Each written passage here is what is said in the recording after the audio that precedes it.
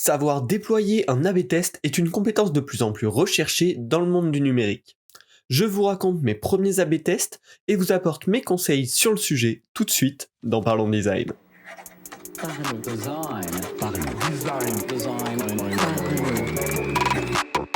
La 5e saison de Parlons Design est sponsorisée par ZK4S Theory, le site des product designers.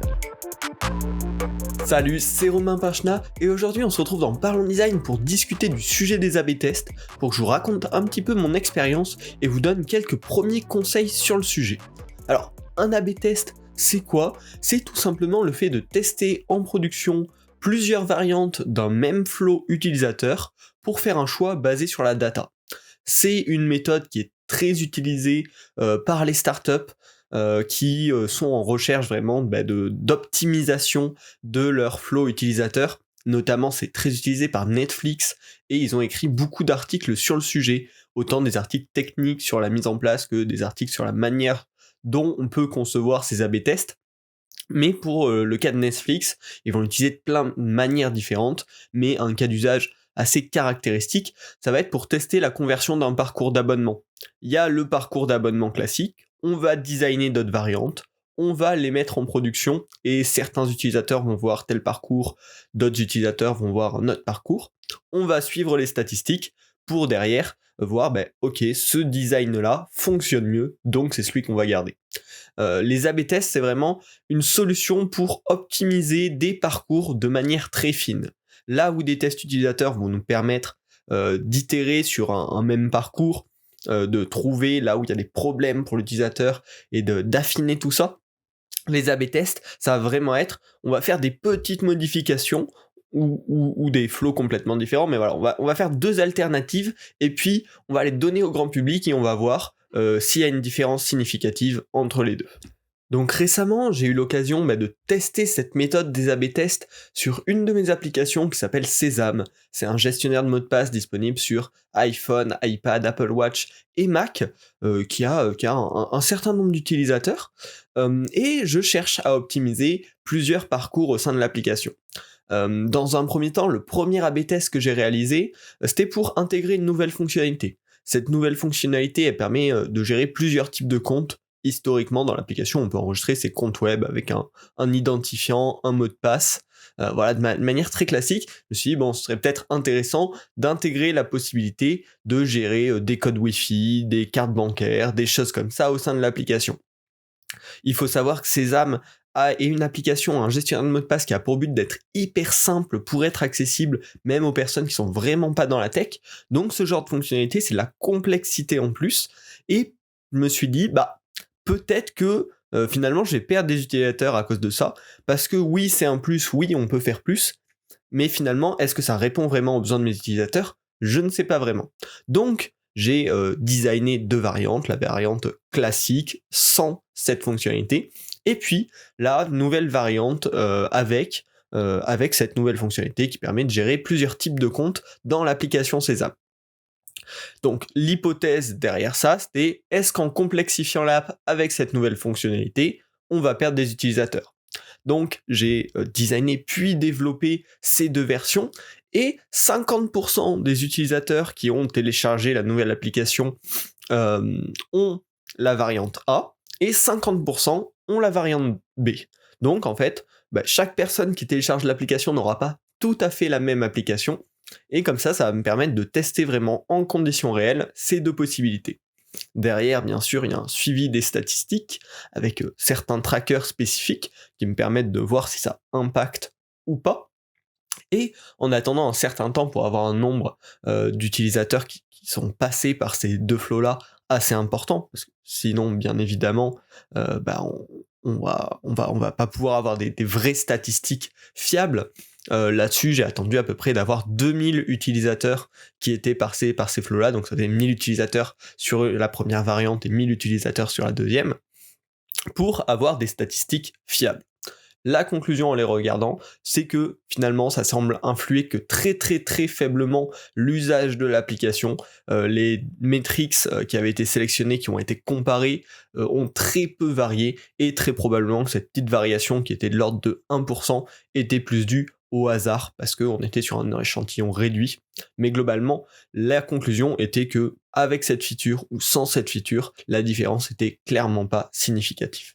Donc finalement, une bonne chose, ça répondait à mon hypothèse initiale. En complexifiant l'application avec cette fonctionnalité, finalement, je ne vais pas perdre des utilisateurs parce qu'elle est intégrée de manière à ce que ça ne complexifie pas tant que ça, voire ça plaît à certains. Donc grâce à la donnée, grâce aux statistiques, on a pu avoir un apprentissage en termes de design.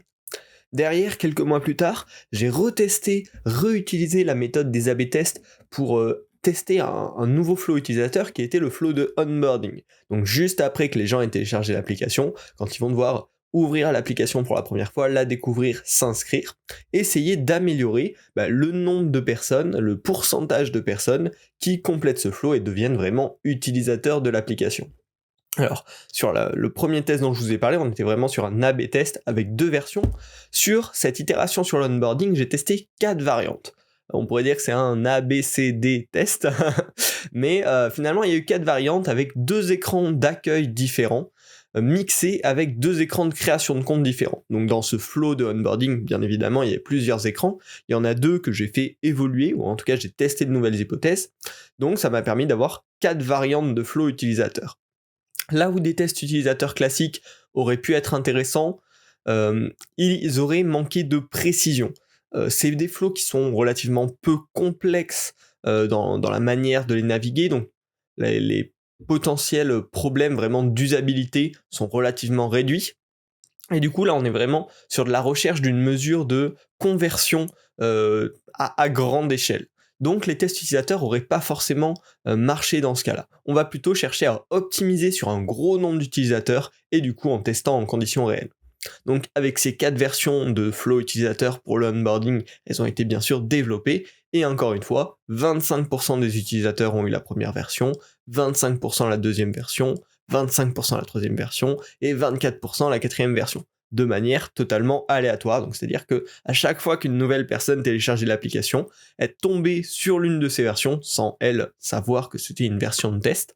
Et derrière, il y a bien sûr eu un suivi des statistiques. Alors ce qui a été mesuré, notamment, c'était la conversion, qui m'a permis de voir quelle variante convertit le mieux les clients en vrais utilisateurs.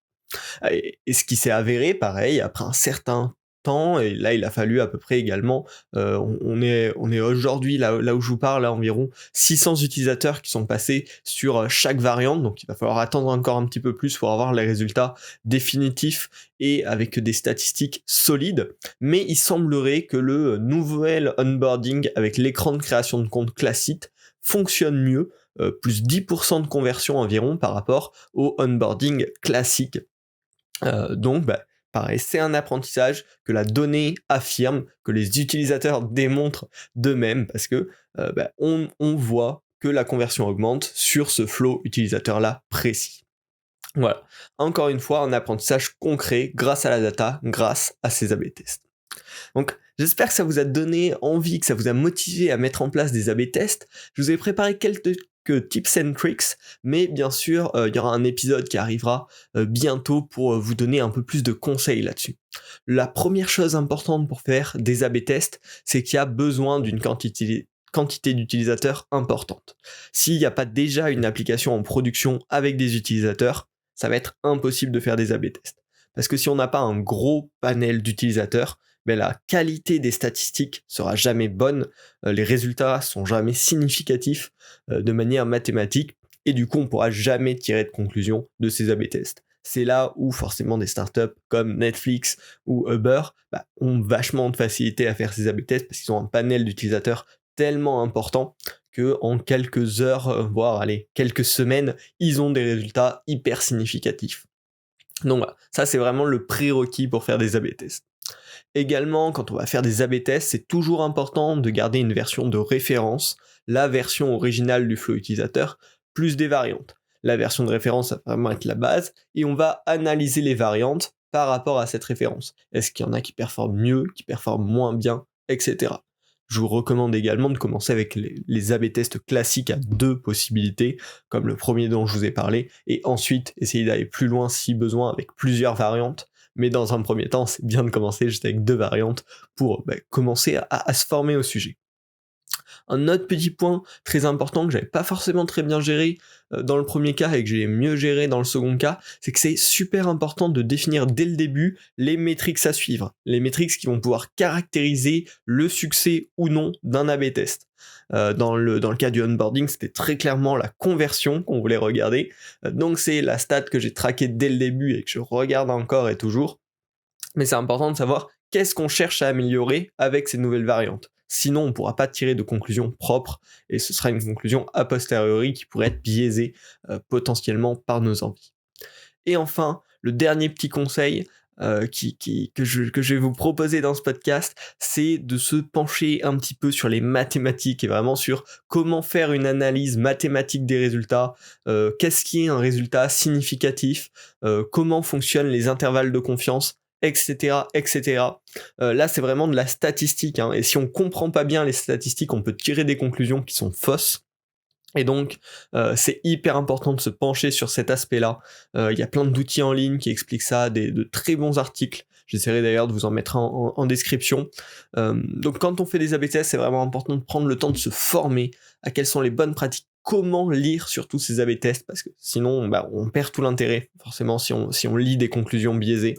Un épisode va arriver très bientôt, vraiment, pour vous parler plus en détail de cette méthode d'A/B test. Là, c'était un retour d'expérience.